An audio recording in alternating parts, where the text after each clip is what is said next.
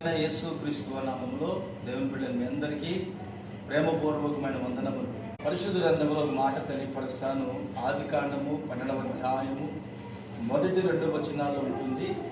అబ్రహాము గురించి ఒక చక్కని శ్రేష్టమైన మాట ప్రభు పలుకుతాడు. నీవు ఆశీర్వాదముగా ఉండువు. ఆశీర్వాదము అనేది ఈ రోజున మనిషి జీవితంలో కొద్దువైపోయి ఉన్నది, కరువుగా ఉన్నది. నిత్యముగా నా ప్రభువైన యేసు క్రీస్తు వారు మిమ్మల్ని ఆశీర్వదించి అనేకులకు దీవెనకరముగా మలచబడునుగాక. ఈ అబ్రహామట అనేకులకు దీవెనకరంగా ఉన్నాడు. ఈరోజు నీవు కూడా అనేకులకు దీవెనకరముగా మలచబడి ఆశీర్వాదకరంగా ఉంటావు. నీ చేతి పనుల్లో, ఉద్యోగంలో, వ్యాపారంలో, చదువులో, అన్ని విషయముల యందు ఆశీర్వాదకరముగా నా దేవుని మలచునుగాక. నేను ప్రార్థన చేసుకుందాం. ప్రేమగల తండ్రి, పరిశుద్ధుడా, జీవాధిపతి, స్తోత్రం చెల్లిస్తున్నాము నాయన.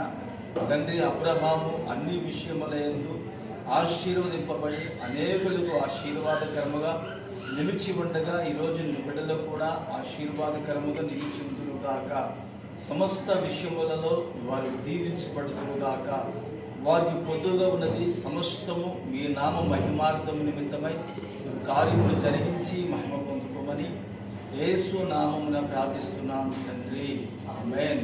ప్రేమైన వాళ్ళ యూట్యూబ్ ఛానల్ని అమెరికను సబ్స్క్రైబ్ చేసుకోకపోతే ఈరోజు మీరు సబ్స్క్రైబ్ చేసుకోనండి. ఈ పరిచర్య కొరకు మీరు అనుదినము మీ ప్రార్థనలో జ్ఞాపకం చేసుకునండి. నా దేవుని కృప మీకు తోడై ఉండునుగాక. ఆమేన్.